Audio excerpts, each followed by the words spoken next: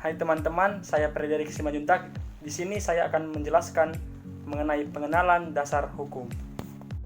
Kata hukum secara etimologis berasal dari bahasa Indonesia yaitu hukum, bahasa Inggris law, bahasa Belanda dan Jerman recht, dan bahasa Prancis droit. Istilah recht berasal dari bahasa Latin rectum, berarti tuntutan atau bimbingan, perintah atau pemerintahan. Nah, istilah rectum ini dalam bahasa Romawi adalah rex, yang berarti perintah atau perintah raja. Istilah-istilah tersebut dalam bahasa Inggris menjadi right, yang berarti hak atau adil, yang berarti juga hukum. Nah, sekarang saya akan memberikan beberapa pengertian hukum menurut para ahli. Yang pertama itu dari Profesor Mr. E.M. Myers, mengungkapkan bahwa hukum adalah semua peraturan yang mengandung pertimbangan kesusilaan yang ditunjukkan pada tingkah laku manusia dalam bermasyarakat dan menjadi pedoman bagi para penguasa negara dalam melakukan tugasnya. Menurut Leon Duquit, pengertian hukum ialah aturan tingkah laku para anggota masyarakat, aturan yang digunakan pada saat tertentu, diindahkan oleh masyarakat sebagai jaminan dari kepentingan bersama, dan jika dilanggar menimbulkan reaksi bersama terhadap orang yang melakukan pelanggaran itu. Menurut S.M. Amin, dia mengemukakan bahwa hukum adalah kumpulan peraturan yang terdiri atas norma-norma dan sanksi-sanksi yang disebut hukum, yang bertujuan mengadakan ketertiban pergaulan manusia sehingga keamanan dan ketertiban pergaulan manusia menjadi lebih baik dan terjamin. Sedangkan menurut Utrecht, pengertian hukum ialah himpunan peraturan, perintah atau larangan yang mengurus tata tertib kehidupan masyarakat yang harus ditaati oleh masyarakat.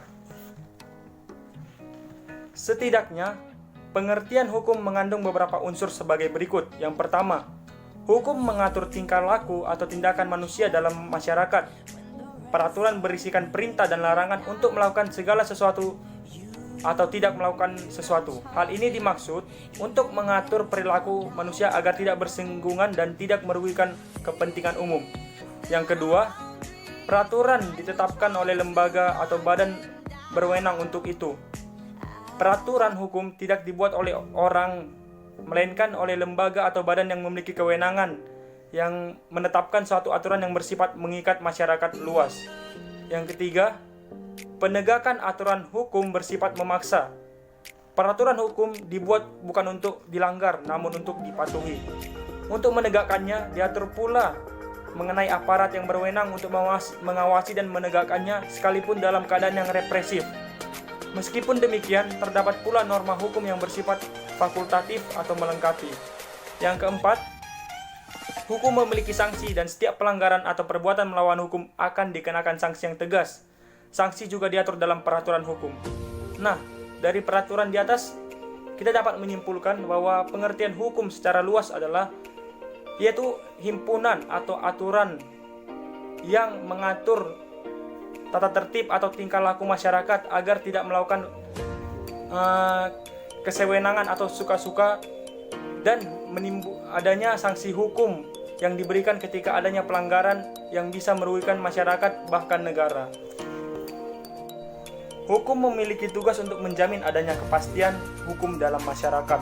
Oleh sebab itu, setiap masyarakat berhak memperoleh pembelaan di depan hukum. Hukum dapat diartikan sebagai sebuah peraturan atau ketetapan atau ketentuan yang tertulis ataupun tidak tertulis untuk mengatur kehidupan masyarakat dan menyediakan sanksi bagi yang melanggarnya. Tujuan hukum di sini itu mempunyai sifat yang universal seperti ketertiban, ketentraman, kedamaian, kesejahteraan, dan kebahagiaan dalam tata kehidupan bermasyarakat.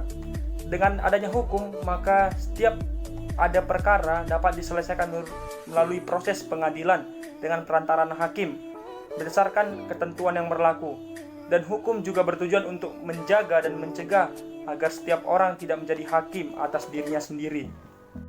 Baiklah, demikian pengenalan hukum yang saya jelaskan. Semoga bermanfaat dan dapat dimengerti. Akhir kata saya mengucapkan terima kasih atas perhatiannya dan sampai jumpa kembali.